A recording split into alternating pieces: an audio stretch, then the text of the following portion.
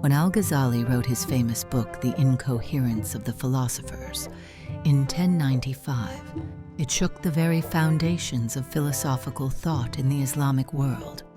Nearly a century later, Ibn Rushd responded with his own work, The Incoherence of the Incoherence, fiercely defending philosophy and its methodologies. In this video, we embark on an imaginative journey, opening the gates of time to witness a remarkable encounter between two of the greatest minds in Islamic philosophy. Today, we bring these two intellectual giants together in three historic cities, Baghdad, Cordoba, and Fez. They will engage in profound discussions on fundamental philosophical topics such as causality, the nature of universals, and the eternity of the world. Join us in this unique intellectual voyage as we recreate their debates, whose echoes still resonate in philosophical discourse to this day. In the lush gardens of Al-Zahra Palace in Cordoba, under the glow of a golden sunset, the scene is set for a philosophical clash. Al-Ghazali and Ibn Rushd stand face to face, ready to delve into the age-old question of causality. Al-Ghazali. Philosophers claim that fire burns cotton because it is its nature.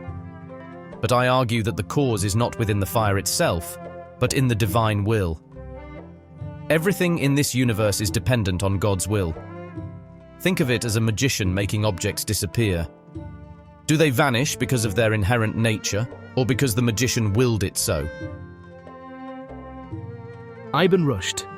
Your analogy is entertaining, but fire burns cotton due to a natural process, just as gears in a clockwork mechanism work together to show time.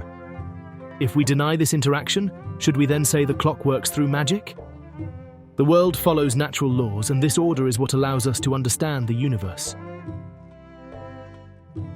Al-Ghazali. But what if the clockmaker chooses to change the mechanism? Just as the clock depends on the designer, the universe operates under the will of God, who can decide when events happen, including when fire burns. Ibn Rushd. Yet knowing these natural laws allows us to appreciate God's will. Like a gardener relying on water and sunlight to grow plants, understanding causality does not negate God's power. It reveals his wisdom.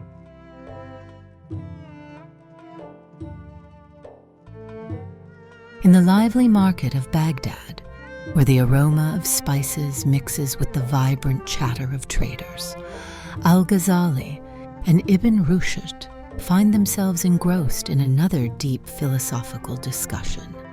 Are universals like tree-ness or redness truly real, or are they merely mental constructs that help us categorize the world?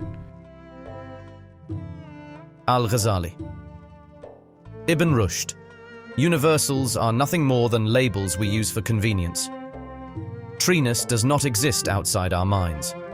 We merely use these terms to simplify and categorize. Ibn Rushd. But these universals help us distinguish between the specific and the general. The universal tree-ness is what allows our minds to recognize the essence shared by all trees.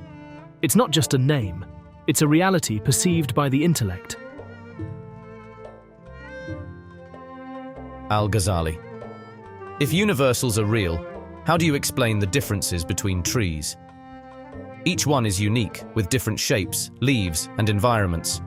Universals are mere abstractions that we create. Ibn Rushd. Think of universals as the rules of a game like chess.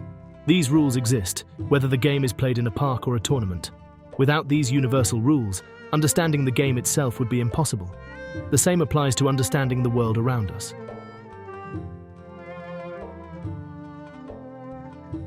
We arrive at the final stop of our journey, in the courtyard of the Al-Qarawiyyin Mosque in Fez. The most complex question is now on the table.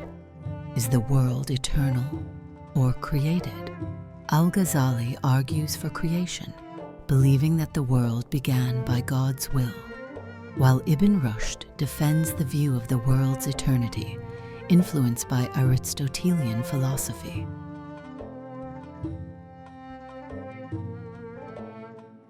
Al-Ghazali, Ibn Rushd. If the world is eternal, where is God's will? If it is as ancient as He is, then God did not create it. It simply exists alongside Him. Ibn Rushd. You see time as something separate, but time is a part of the universe. If God is eternal, it makes sense for the universe to be eternal too, not as an equal, but as something dependent on Him, just as light depends on the sun. Al-Ghazali. But if God and the world are both eternal, does that not imply that God had no choice in creation? That the world exists necessarily? Ibn Rushd. No. God sustains the universe in every moment. There is no before and after when it comes to eternity. God is the reason for its continuous existence, just as the sun is the source of light. And so our philosophical journey comes to an end. We have traveled from Cordoba to Baghdad and finally Fez, and witnessed these two intellectual titans debate causality, universals, and the eternity of the world. Their disputes symbolize the eternal struggle between faith and reason, between the spiritual and the intellectual. Thank you for joining us on this journey. Let us continue exploring the realms of philosophy, where the quest for truth knows no bounds. Until next time, keep questioning, keep exploring, and stay curious.